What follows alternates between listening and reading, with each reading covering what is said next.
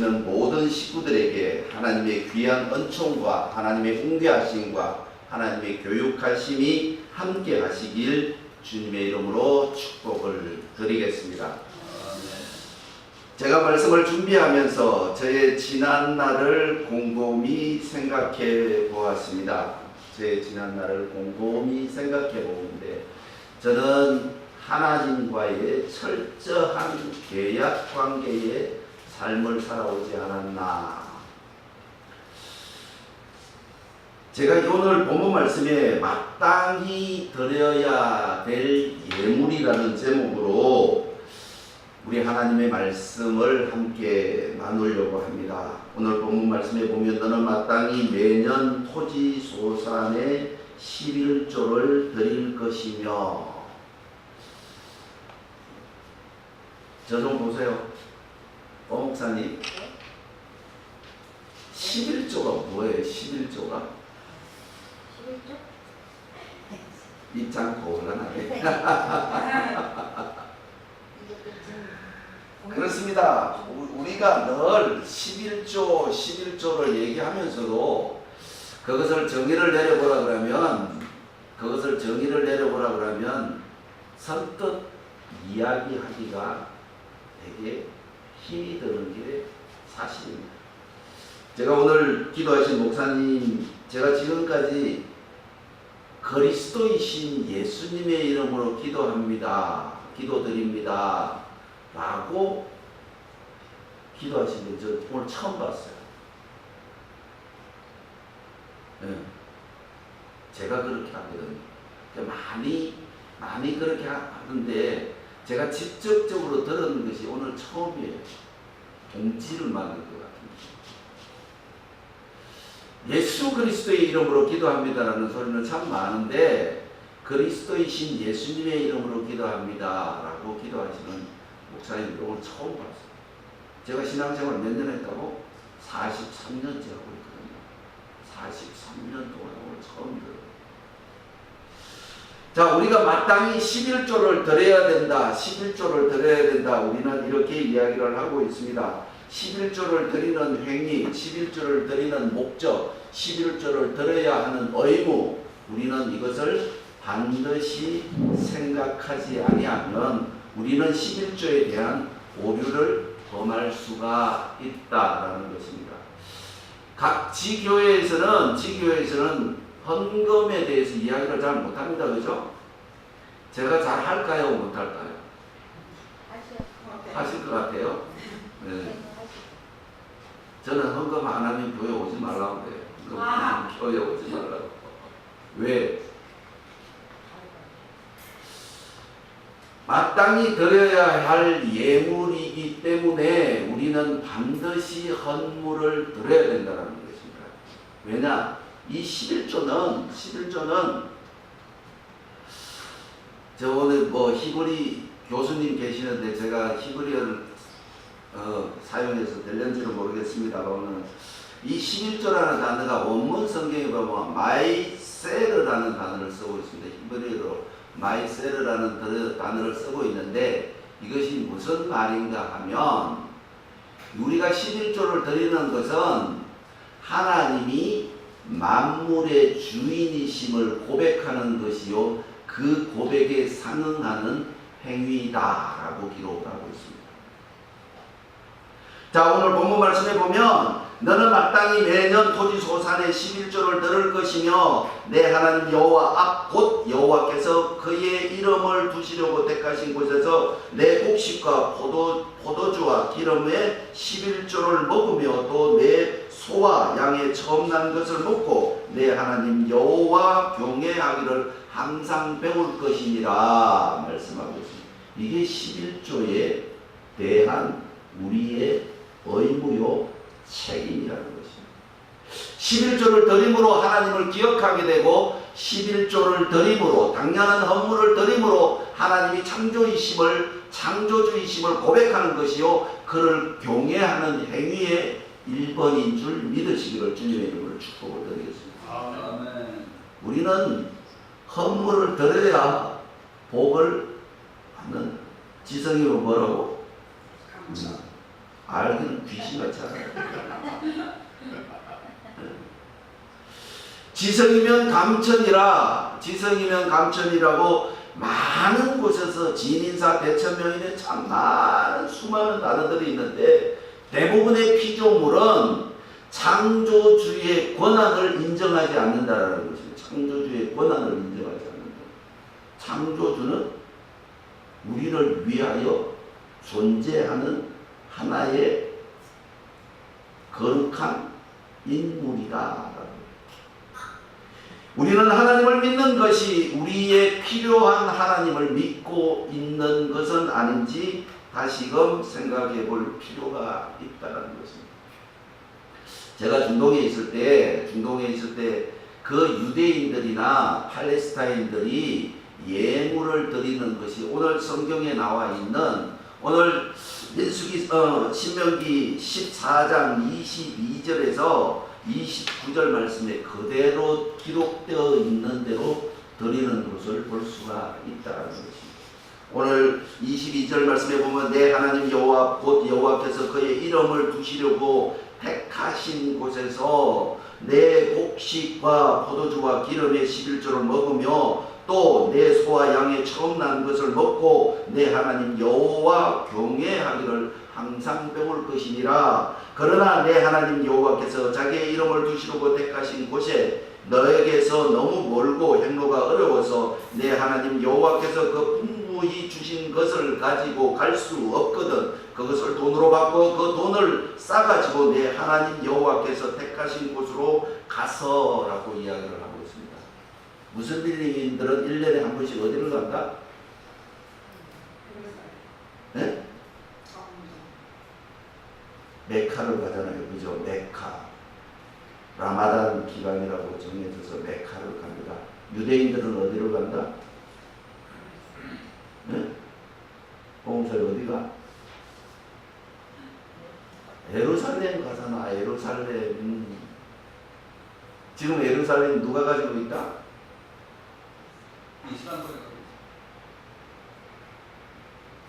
이슬람들이 가지고 있다.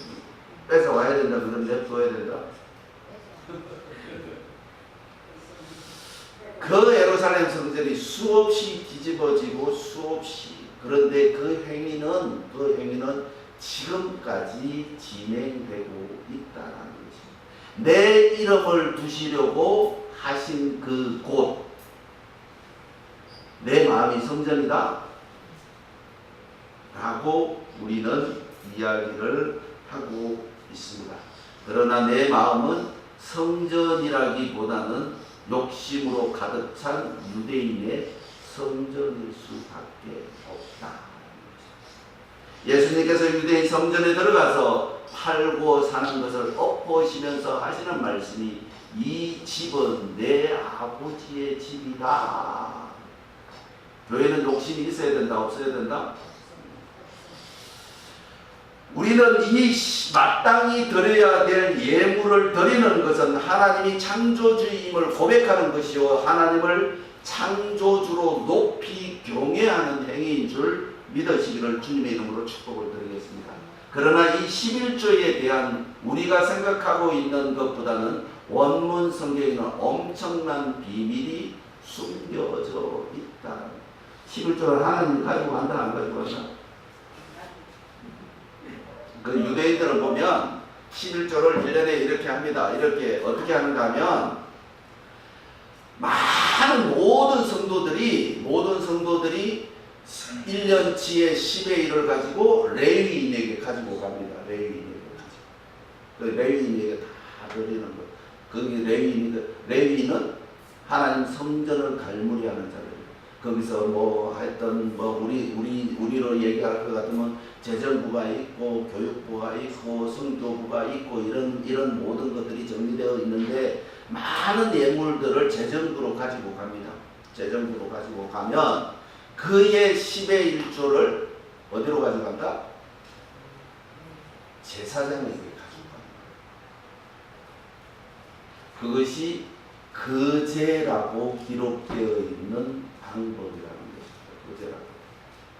그래서 그것을 가지고 제사장에게 가면 그 제사장은 그것으로 인하여 하나님의 성전에서 그 모든 백성들을 위하여 기도하는 하나님의 수종드는 사람이 제사장입니다. 우리는 제사장이다 아니다. 만인 제사장설은 예수 그리스도께서 이 땅에 오셔서 말씀하신 만인 제사장설은 죄를 용서하는 부분에, 죄를 이해하는 부분에, 죄를 기억하는 부분에 만인 제사장설이 인용되어져 있으나 하나님이 얘기하는 만인 제사장설은 있지 않다라는 것입니다. 아멘. 잘 들으셔야 돼요. 이 선교 방송을 보고 있는 많은 기독교인들이 만인 제사장설로 인하여 모든 것 엉망진창이 되고 있고요. 주여. 엉망진창이 되고 전부 제사장이야. 전부 제사장이야. 전부 제사장. 하나님이 누군지도 모르면서, 예수님이 누군지도 모르면서, 내가 성도인 것조차도 자존감이 없으면서 만인 제사장설에 들어가면 중구난방이 되어져 있다는 것입니다. 그래서 이 레위인들이 11조를 드려지는 이것이 제사장들이, 레위인들이 모든 것을 정리하여 제사장에게 가지고 가면 그것을 가지고 제사장은 하나님에게 영광을 올려드립니다. 그리고 이것이 첫 번째 10의 1조라는 것입니다. 첫 번째 10의 1조. 그 다음에 이제 얼마가 남았다? 10의 9가 우리에게 남아져 있습니다. 그리고 그 두 번째가 틴티 페스티벌이라고 해서 자기를 위하여 10의 9의 10분의 1을 쓸 수 있는 거예요. 그 두 번째를 가지고 오늘 여기 말씀하시는 것처럼 26절에 내 마음에 원하는 모든 것을 그 돈으로 사되 소나 양이나 포도주나 독주 등 내 마음에 원하는 모든 것들을 구하여 거기 내 하나님 여호와 앞에서 너와 내 권속이 함께 먹고 즐거워할 것이며 내 성읍에 거주하는 레위인은 너희 중에 번깃이나 기업이 없는 자이니 또한 저버리지 말지니라. 성경은 이야기합니다. 함께 즐겨.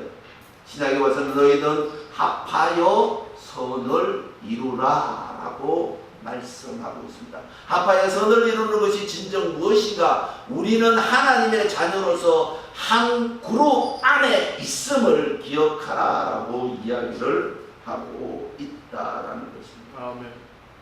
그 다음에는 또 하나는 뭔가 하면 그 이웃을 구제하라 라고 이야기를 하고 있습니다. 하나님은 이 땅에 있는 모든 생명을 가진 모든 것은 하나님의 창조물임을 믿으시기 바라겠습니다. 그러므로 말미암아 오늘 29절에 너희 중에 분깃이나 기업이 없는 레위인과 내 성중에 거루하는 객과 및 고아와 가부들이 와서 먹고 배부르게 하라. 그리하면 내 하나님 여호와께서 내 손으로 하는 범사에 내게 복을 주시리라. 성경은 이야기를 하고 있습니다. 복을 받고 싶으십니까? 하나님의 율법과 하나님의 규례를 지키시기를 주님의 이름으로 권면을 드리겠습니다. 우리는 하나님의 성민이라 하나님께서 만민 중에 택하여 불러주신 하나님의 자녀라고 우리가 우리 입으로 시인하고 있다면 그에 걸맞는 행위가 뒤따라야 됨을 믿으셔야 됩니다. 많은 기독교인들이, 많은 예수 믿는 사람들이, 많은 하나님의 말씀을 전하는 사람들이 있지만 결국에는 그의 행위 속에는 하나님이 없다라는 것입니다.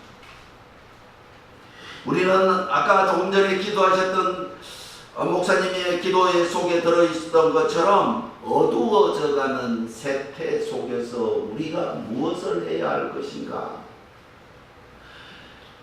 정직과 진실과 올바름이 사라져가는 이 세상에서 우리 그리스도인들은 무엇을 해야 될 것인가?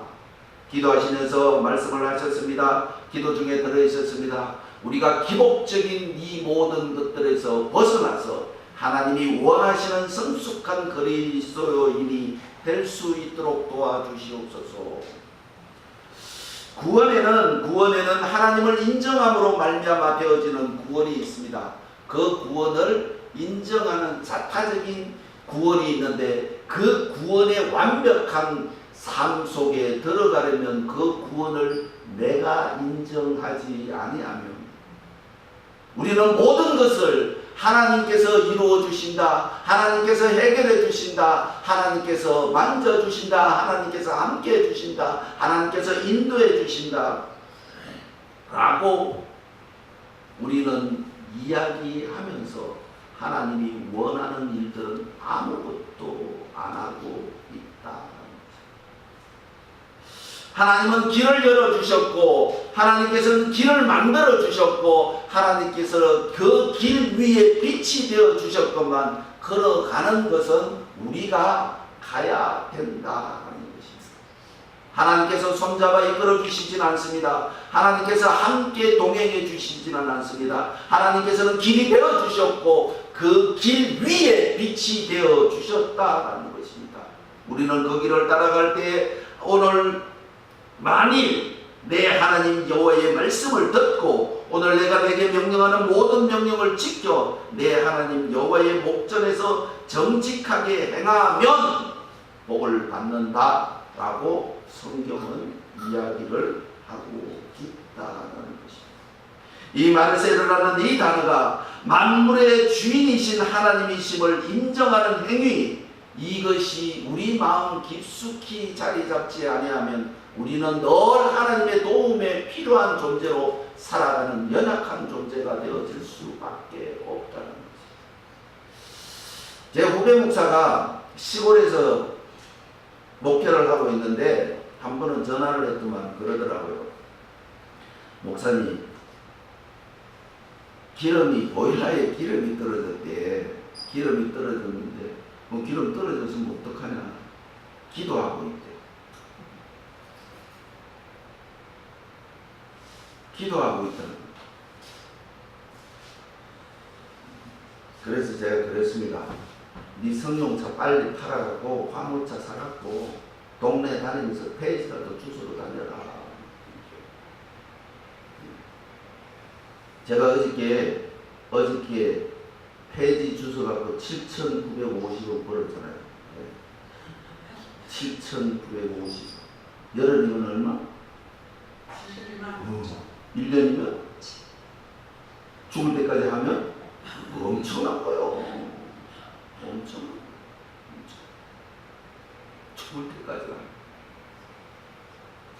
하나님께서 우리들에게 건강 주셨음을 감사하시길 주님의 이름으로 축복을 드리겠습니다.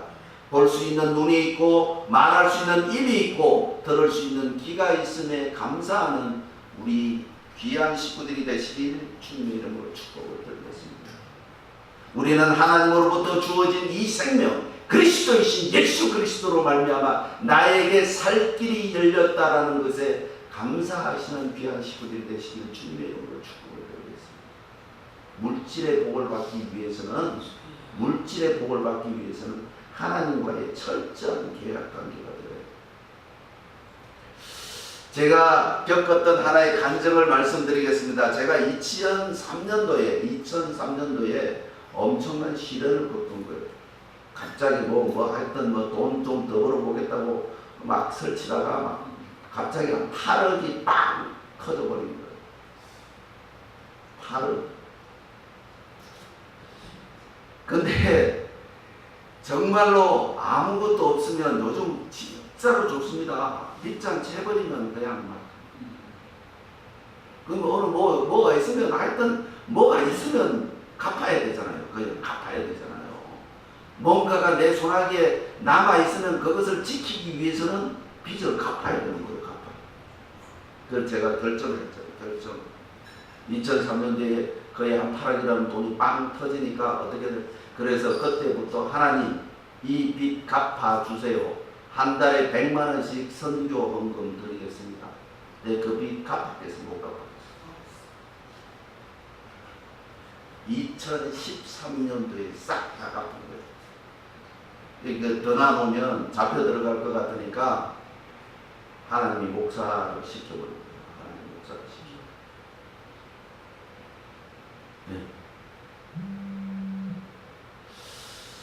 기업의 이유는 많은 사람들이 이야기를 합니다. 지금 막 온통 막 난리들을 피우고 있잖아요. 기업이 정직해야 된다. 기업이 바르게 해야 된다. 기업이 이윤의 기준을 어디에다 정하는 것입니다. 이윤의 기준을 어디다가 정해야 되나? 기업은 이윤을 남겨야 되는 장소인 줄 믿으시기 바라겠습니다. 거기에는 불법을 저질러서는 안 되고 거짓을 행하여서는 안 되고 정직과 정직만을 행하여야 된다. 많은 사람들이 외치고 있습니다. 그러나 여기에 거짓이라는 것이 무엇이며 불법이라는 것이 무엇이냐는 것입니다. 우리는 성경 말씀에 기준하여 우리는 깊이 생각해 봐야 될 필요가 있다는 것입니다. 이 땅에는 흔히 우리가 얘기하는 거짓이 난무하고 있고 사람과 사람의 경쟁이 난무하고 있고 약육강식의 귀한 엎치락뒤치락하는 강한 경쟁이 우리를 짓누르고 있다는 것입니다. 우리 그리스도인들은 어떤 삶을 살아가야만이 하나님에게 반드시 이윤을 남겨서 하나님이 원하시는 하나님을 경외하는 우리의 행위를 지킬 수 있느냐? 심각한 얘기입니다. 어떻게 하면 우리는 하나님의 영광 가리지 아니하는 많은 사람, 제 주위에는 많은 사람들이 있습니다. 형제 자매간이 있는데 교회 안 다니는 자매는 엄청 잘 살고 교회 다니는 못 사는 거예요. 그러니까 형님 못 사는 동생이 그냥 형님 교회 갑시다 그러니까 뭐라 그랬어? 니나 잘해라. 또 언니가 야 동생아 교회 가자. 언니나 잘하세요. 동생이 잘 사니까. 그러면 우리는 어떻게 해야만이 하나님의 영광을 가리지 않는 삶을 살아갈 수 있느냐? 하나님은 분명히 말씀하고 있습니다. 너희는 성민이다.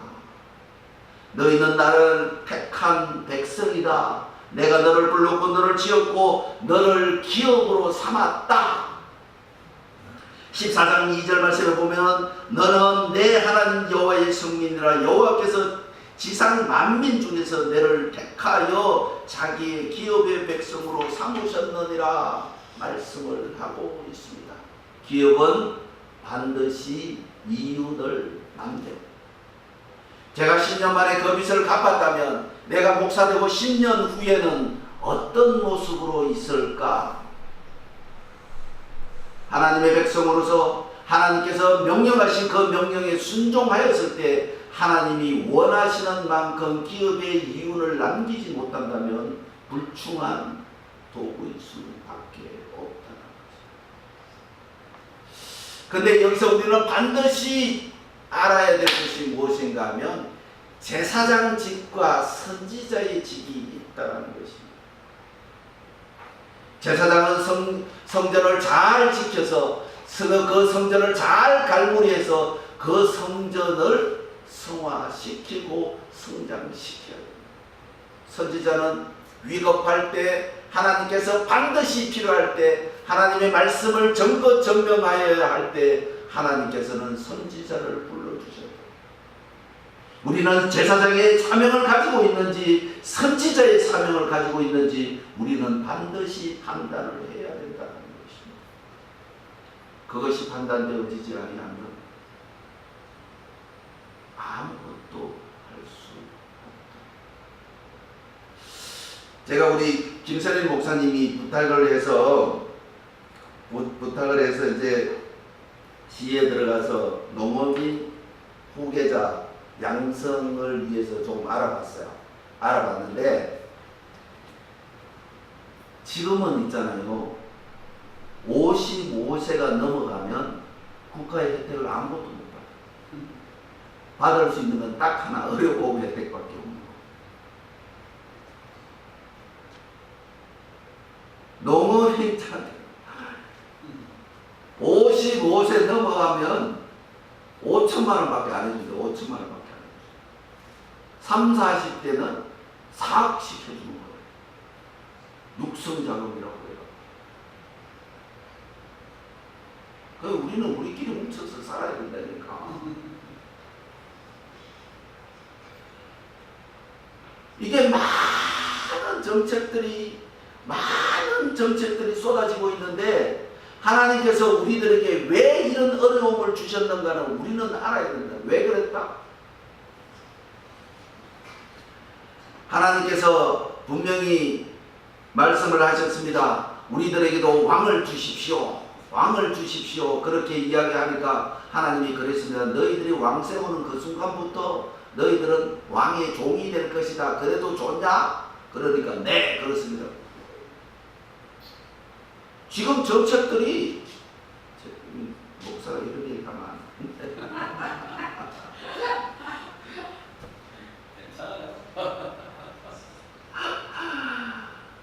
그러니까 우리가 살아갈 방법을 찾아야 된다 이 말입니다. 딴 게 아니고 우리가 살아갈 방법을 찾아야 되는데 우리 예수 믿는 자들은 능동적인 예수쟁이가 되어야 돼. 수동적인 예수쟁이가 되면 안 된다는 것입니다.